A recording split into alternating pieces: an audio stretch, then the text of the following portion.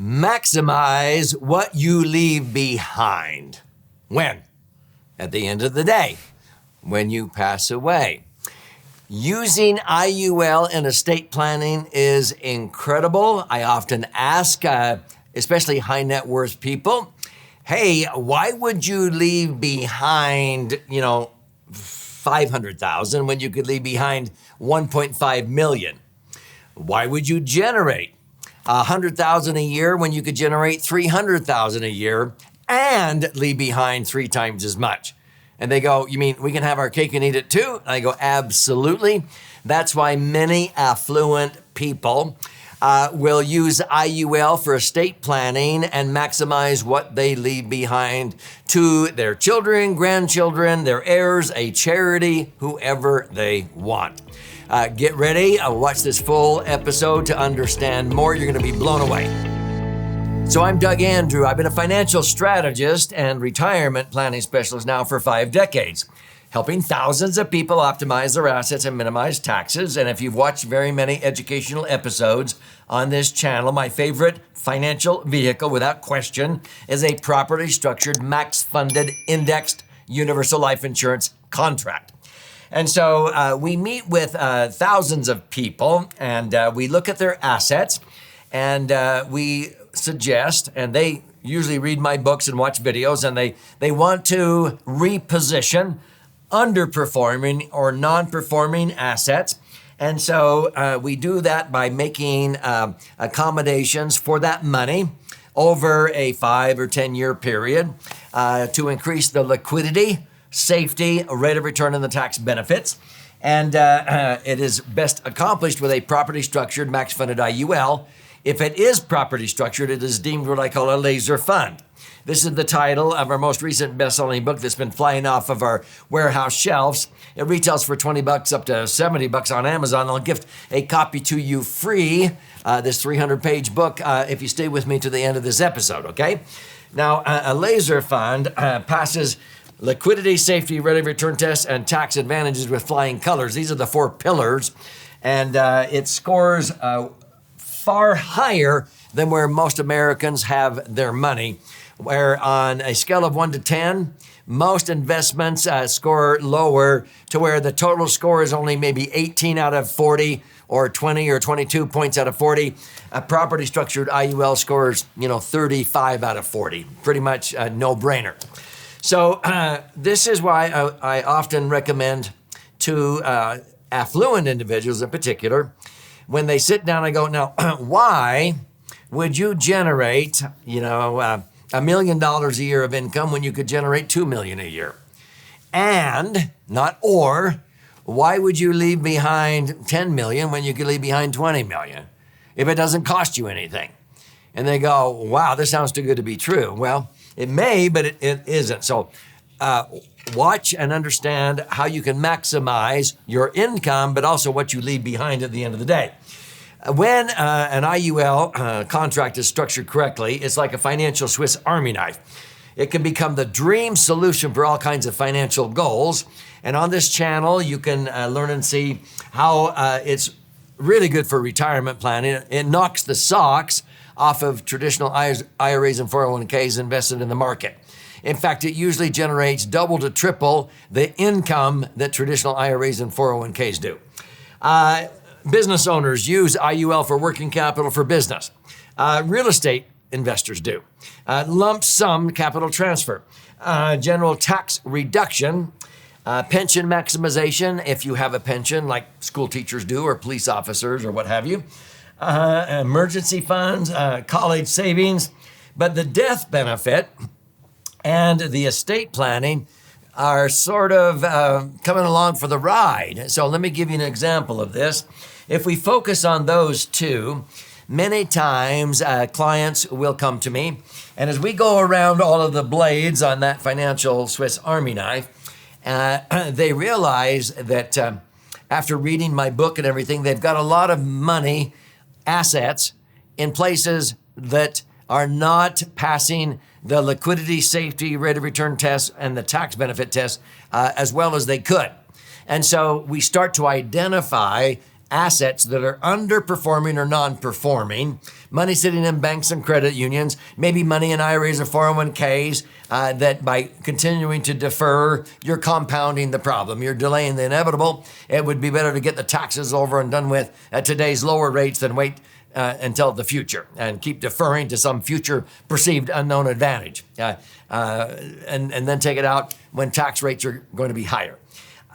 People look at the money they're saving for college, for their kids and grandkids, and they realize this is much more flexible. Working capital for business. So we oftentimes repositioning underperforming assets or non-performing assets. And we end up, because they sell their real estate, they sell rental properties, they don't want to be a landlord anymore, what have you. And so it's very common for affluent people to come to us and need to reposition $2.5 million, $5 million, $10 million, $200 million. Yep. And it's interesting because so many people go, really? I thought when you actually were wealthy, you didn't need insurance. Well, quit looking at what it is. Look at what it does. Why do affluent people buy more life insurance than ever? It's because they want to increase the liquidity of their money, the ability to access it when they need it in case of emergencies or whatever. The safety of that money in the multi-trillion-dollar insurance industry instead of the stock market or the real estate market, to increase the rate of return over where they have it, and to increase it to be totally tax-free instead of tax-deferred. That's called asset optimization. So many times, people will end up creating an IUL policy to accommodate, let's say, $2.5 million that they're repositioning. And so when they do that, if they were 60 years old, under TEFRA and DEFRA tax citations, the minimum death benefit to accommodate $2.5 million of capital transfer would be about double that, about $5 million. Now, you can buy way more insurance than $5 million with $2.5 million, and you could do that if you want to maximize what you're going to leave behind. But if you just want to have that $2.5 million liquid and safe, then the minimum is $5 million. And the $2.5 million will probably double to equal $5 million within 7.5 years, and now you're self-insured. The cost of insurance is Zippo because your cash value grew to equal and then exceed the death benefit. There's a lot of insurance agents that don't even understand what I just said. And so $5 million of death benefit might come along for the ride. And so I'll say, hey, you're getting $5 million of insurance that your money, this $2.5 million, if it earns a rate of return like we have in the past, you're going to earn maybe around 11 and net 10, pretty much no brainer. So that 1% is money that would otherwise go out the window in unnecessary tax. You'd have to be earning 15% in a tax-deferred account or a tax-deferred account to net 10 after paying tax. You only have to earn 11 in net 10, and that 1% is money that would otherwise go out the window in taxes. So it's sort of like you're getting $5 million of insurance coming along for the ride, being paid for with a minuscule portion of money that would otherwise go out the window in unnecessary tax. And so, people don't object to insurance benefits. They object to paying for them. If you can get Uncle Sam to basically be paying for that, hey, I'll take as much insurance as I can get. See, we don't object to the benefit, we object to paying for it. So let Uncle Sam pay for it. Affluent people understand this. Now, if you had $5 million of insurance coming and I go, you only have $1 million of term insurance right now. Now you can keep that, and when you die, you leave behind $6 million, but you're already going to get $5 million, and you're socking away $250 a month into this $1 million term policy at age 60, and that's $3,000 a year. That's $33,000 in the next 11 years. You want to reposition that $33,000, and they go, yeah, that's a no-brainer. So yeah, you can replace existing insurance that is going to keep costing them more and more money, and so we do that. But hello, let me give you 3 examples. I often will say, now, why would you leave behind X when you could leave behind triple X? Why would you leave behind $500,000 in your IRA or 401k, which your kids aren't going to net $500,000? I had a gentleman who is age 70 years old, and he had 500,000 in his IRAs and 401ks, and he didn't need the money, but he had to start taking RMDs, required minimum distributions, or else he would have to be penalized 50% on top of the tax, okay, if he didn't take the required minimum distribution. Instead of repositioning that into a max-funded IUL and taking the minimum death benefit, he went, Mr. Andrew, I'm never going to be in a lower tax bracket. I'm just going to bite the bullet and pay 40% because I'm never going to be in a lower 40% bracket. So on 500,000, why would I leave behind 500,000? I finally got it. My advisor says, well, just leave it in there and take RMDs. You're the first advisor that ever made sense. Why leave behind 500,000 in IRAs and my kids are going to have to pay tax on that? They're going to be lucky to net 300.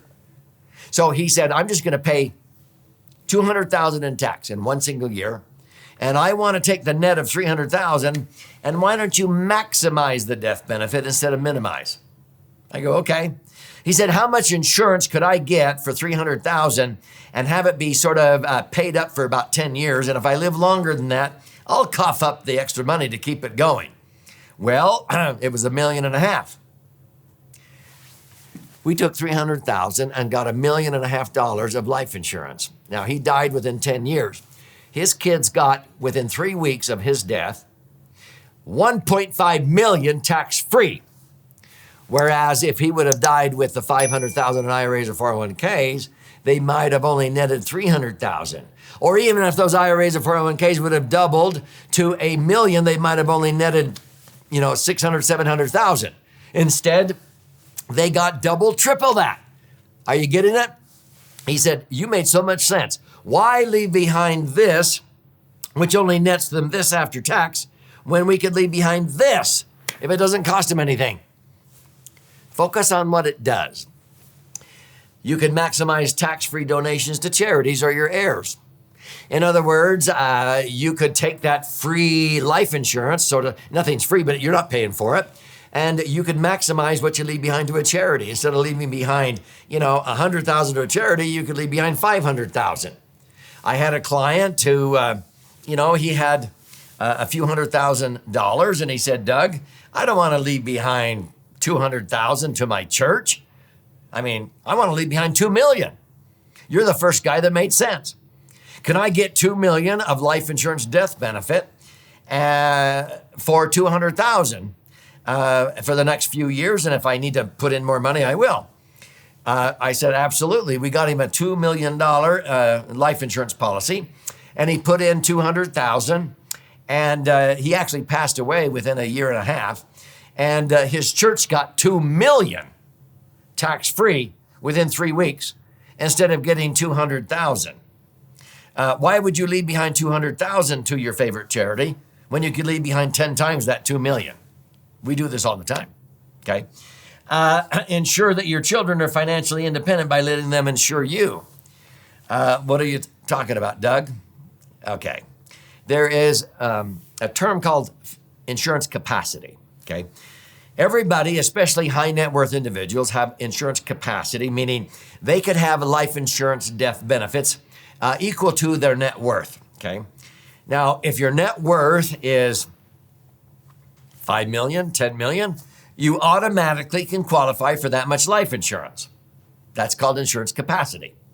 Most wealthy people are not utilizing all of their insurance capacity because most of them have been trained, well, if you don't need the insurance, why pay for insurance? Who is talking about paying for the insurance? And so I show them, okay, and there's a lot of people who actually are worth several million, but they're actually land rich and cash poor. They have 30 acres behind their house that now is worth 5 million, according to the IRS, when they die. But they don't have 5 million of cash. It's just $5 million worth of dirt. But their net worth is 5 million. They don't have enough cash to buy, 5 million of life insurance. I go, no problem. There's such a thing called premium financing. You can actually borrow from, like a bank that specializes in this, and borrow the money to get $5 million of life insurance because that's how much you qualify for. And the bank will loan the money for the premiums into the $5 million policy. It might be $100,000 a year. They'll loan $100,000 a year plus charge interest. Why does the bank do that? Because it's collateralized by $5 million of life insurance. When that person ultimately dies, they get all of their loan payments back plus interest within 3 weeks from an insurance company, one of the most solid financial institutions in America. But if the loan and interest on the loans only equaled $2 million when they died, who gets the other $3 million of the death benefit? The charity. They got their plaque on the wall at the Senior Citizen Center or the Cancer Center or the Kidney Foundation because they donated their life to be insured, but they didn't have to cough up a dime out of their pocket. They financed a $5 million insurance policy, and the bank got paid back their couple of million, and the charity, when they died, got $3 million. Why leave behind this much to a charity when you could leave this much if it doesn't cost you anything? Well, I have insurance capacity that I haven't used. If I have $1 million of insurance capacity I'm not using, I tell my kids, I want you to take out $1 million policy on me. I'm not going to pay the premiums.